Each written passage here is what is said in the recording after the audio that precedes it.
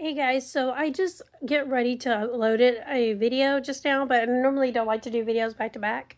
But I want to say this real quick, and it's not gonna be very long, but I want to say this. I am so tired of hearing about the Epstein files. I know we need to hear about it. I know everybody's like, "Oh my God, we're finally going to be able to see them. We're finally going to be able to read them. We're finally going to be able to hear the truth. Everything is going to be out there." That's great, but that's not all that's happening in the world today.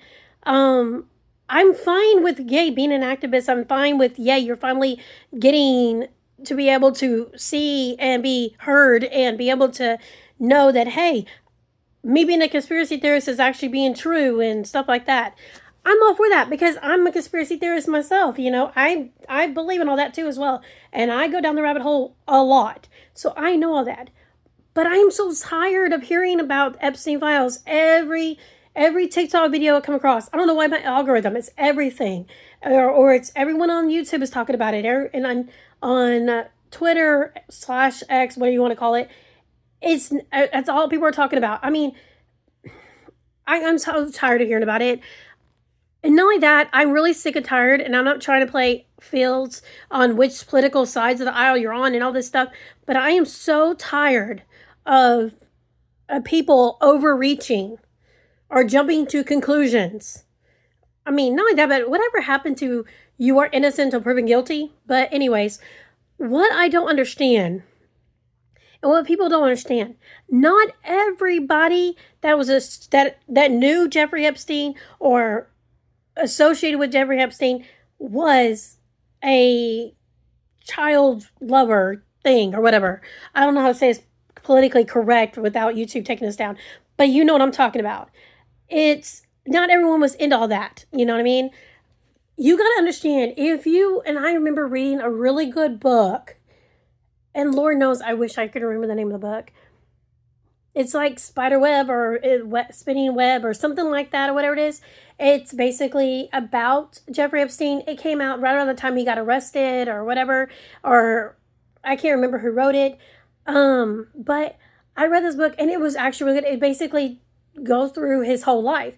If you knew from when he was born all the way up till he got caught and busted or whatever it is, he isn't just, oh, he's just old man who just happens to have a lot of money, sits on an island and, diddles little kids. It's not that. There was more to Jeffrey Epstein than that. He literally networked with people, not just for that. He networked with them to get, to maintain a status. In that world, it's who you know. Not what you know, but who you know. And if you're in the industry, it's who you know. Like you have that access, that person.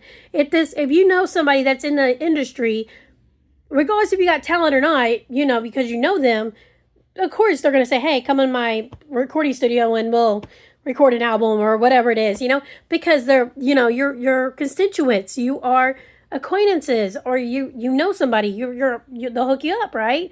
No different than you walk into the store and say, hey, my friend's the cashier on aisle number 7 or whatever, register number 7, I'm gonna go to that aisle and be like, or that register and be like, hey, can you hook me up? Meaning that, don't scan that item, let me just kind of get it for free, or they say, man, I got you. You know what I mean? That's all it is. It's not like, oh my gosh, people are literally making it seem like if they saw, like, let's just say Donald Trump, for instance, they see him and he's in here with pictures with him. It doesn't mean that he was literally going out and doing these things with them. It doesn't mean anything, because until you actually literally see video footage or actual photographs of things happening or that being there, then assume that person never did it. People, I know you're going to say, but you're guilty by association. Keep that mindset. Remember when you were a kid and you had a best friend. That best friend was the clown of the class, likes to cut up, or didn't mind skipping a class or two or there, here and there, or, sit there and, trash talk somebody or whatever it is, make it seem like a bad rep. But you were still friends with them. They were still your best friend. Remember? This is the same concept. Just because Jeffrey Epstein was into highly illegal things that were morally and ethically and wrong on every kind of level you could think of, doesn't mean that everyone associated with him was as well. Some people didn't even know that he was involved in stuff like that. They probably just said, "Hey, I need to talk to you about a business deal," or "Hey, you got a couple $1 billion, invest in my product, invest in my business over here. Let's sit down, let's have lunch." And it seemed easier to go to the island or go to a club or go to someone's house without having to worry about publicity or worried about this, media taking photos of you and dealing with the crowds and other people, the common folk. It's easier to just say, "Hey, I'm going to come to your house. We'll have a nice salad out there on the lanai, watch the ocean, and I'll bring you the paperwork. We can sit here and talk." That could have been all that is, and they don't even know what's happening. And mind you, Ghislaine Maxwell was into the whole modeling industry. Okay, now she was the main person that was trafficking these girls and children. She's the one who mainly brought it to him. Now, my thing is though, have you ever seen like a 12 or 13-year-old who was actually could be 5'5", 5'6", 5'7", and typically they're underweight.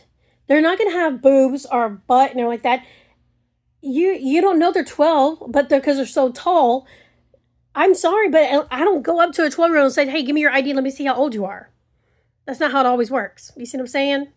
So I think it's kind of crazy how people are overreaching about some of these things.